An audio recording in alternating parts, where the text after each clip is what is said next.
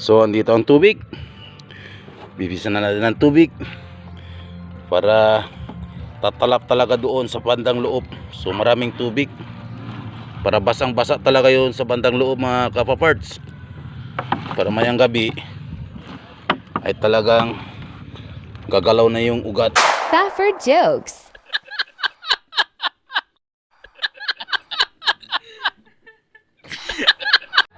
What's up mga kapaparts? Andito naman tayo sa ating episode na magtanim upang bibili ng bili. So sa araw na to mga kapaparts, ang ituturo ko ay kung paano magtanim ng ampalaya. So pwede direct doon sa lupa, pwede rin i-seedlings muna natin dito sa paso. So ngayon ang gagawin ko, i-transfer na natin yung na-seedling ko sa paso, yung ampalaya, kasi malalaki na sila. So i-transfer na natin yun, kasi yun doon sa area, kung i-direct ko ngayon doon sa area, baka hindi siya tutubo, huhukayin lang siya ng mga manok, yung puting manok. So nag-seedling ako sa paso. So meron ako 3, pwede na yun, 3 puno ng ampalaya sa isang araw. Aalagaan lang natin mabuti at mabunga yun. Pwede na iluluto natin sa ating bawat kusina na hindi naman bibili pa ng ampalaya. So mga kapaparts, let's go, let's do it.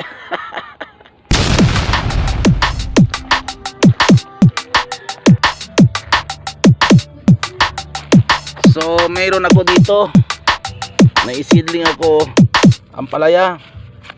So tingnan natin. So dapat na talaga ito i-transfer mga kapaparts para tuloy-tuloy na talaga ang paglaki niya. O mahaba na siya. So pwede na to i-transfer para lalaki at mamunga na mga kapaparts. Dito naman sa 7 na isidling ko, parang ito lang panabuhay. Mga kapaparts, iwan ko dyan sa 3. Baka talagang patay na yung seeds o matagal sila pa mabuhay. Pero ito, pwede na ko na to i-transfer. So i-transfer natin ngayon sa original na lupa kung saan siya pwede mamunga. So nandito lang isa. Ito taga-hukay din to. Milky, kung saan ako, nandyan ka talaga palagi Milky, ha? Ikaw talaga ang taga-hukay sa mga hinuhukayan ng mga manok. So mga kapaparts, let's go. Andito na to. At saka ito, i-transfer na natin to doon sa lugar kung pwede natin i-transfer. So ito ang lugar na pili ko kung saan siya pwede i-transfer. Actually mayroon na dito mga kapaparts. Wow. 3. At saka ito, i-transfer din natin to. Ayan, 3 sila ngayon i-transfer. Gaya nyan, kakatapos ko lang to na i-transfer dito mga kapaparts. So maganda na siya tingnan. So ayun, mayroon pa doon. So dito natin ilagay lahat ng mga ampalaya. So ayan. So dahil maliit lang ang area natin, dito pwede natin maglagay ng isa. So sa nakita nyo mga lupa dito mga kapaparts, ang laki-laki, ang tigas-tigas, dahil super init na ngayon. Pero daan na siya seedlings, madali na lang siya ilagay dito. So malalim. Tapos ipasok lang natin mamaya yung ampalaya dyan. Tapos takpan natin ng lupa. So syempre of course, tanggalin natin sa paso. Gaya dito na tinanggal ko na kanina yung paso. Itong paso sa kanya tinanggal ko na. So ipaupo natin dyan. Tapos papaligiran natin ng maraming lupa na malambot, ganito, para aabot ang lupa hanggang dito sa kanyang, yung 2 daon nakita ninyo, hanggang dyan maabutan yung lupa tulad nito. Ayan, nakita nyo, ayan, dyan ang level ng lupa ilagyan natin ngayon. Ganito rin ang procedure sa lahat na ito.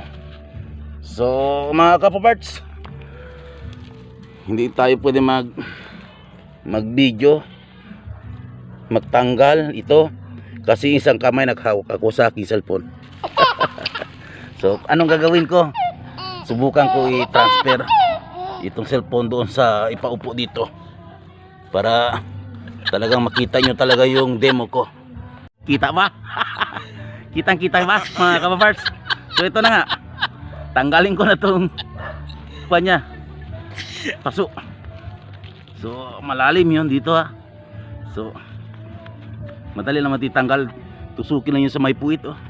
May buta dito mga kapapart. Tusukin para aakyat yung lupa. Tempen. Ayan. Ayan. Ingatan lang na hindi magalaw yung mga ugat niya. Dahan-dahan ang paglagay sa baba.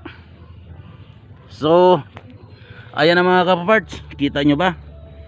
Ayan. Wala na siya. Paso. So ang gagawin po natin ay maglagay ng malambot na lupa sa paligid. Ayan. Ayan.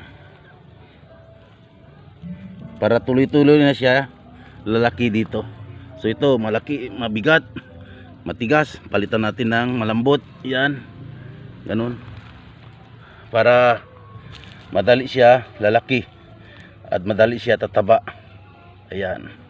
Dapat malambot ang mga lupa ng kapaligid sa kanya. Parang ugat naman niya ay madali kakalat mga kapaparts.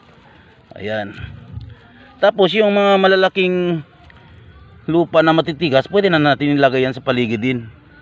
Kasi pag uumulan, lalambot din yun. So ngayon dahil init, ganito pa rin yan. So malapit na siya. Abo dito yung lupa. Abutin talaga natin hanggang dyan ang lupa. At habang nagpalaki na yung ampalaya natin mga kapaparts, dagdag tayong lupa sa paligid niya. Mas maraming lupa, mas maraming ugat, lalo siyang tataba. Ayan. Kita ba mga kapaparts? Ayan. Hasta ko makakita na. Ayan. So sa nakita nyo hanggang dyan umabot yung lupa natin.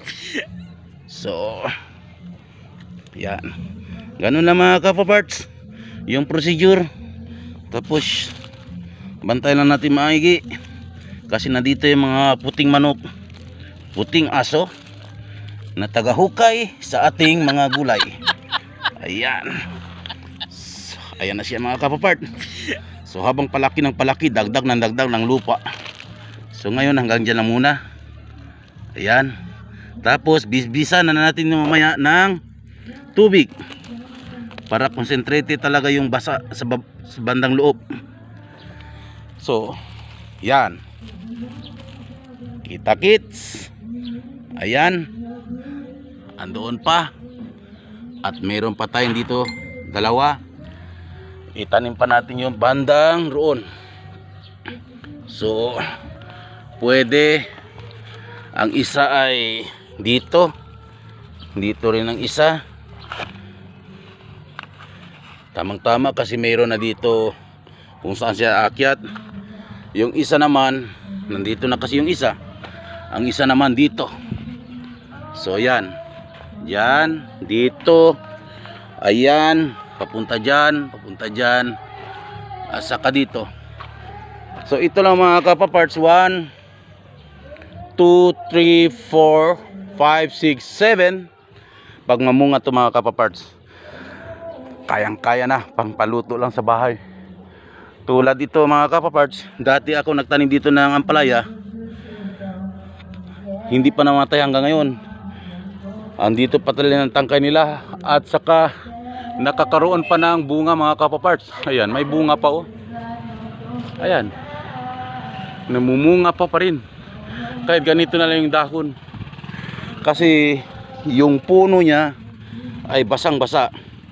So may nahulog dito na buto, kaya tumubo sila. Ayan, hala. Hayaan na lang natin sila lalaki dito. So linisan lang natin, lagyan ng mga malalambot na lupa sa paligid para lalo silang tataba. Ayan. Yung mga kapaparts, maganda sila tingnan. Lahat ito ay ginagawa natin para konsumo lang sa bahay. So andito ang tubig. Bibisan na natin ng tubig para tatalap talaga doon sa bandang loob. So maraming tubig para basang-basa talaga yun sa bandang loob, mga kapaparts, para mayang gabi ay talagang gagalaw na yung ugat. Ayan, ganon din, lahat ay ganito, maraming tubig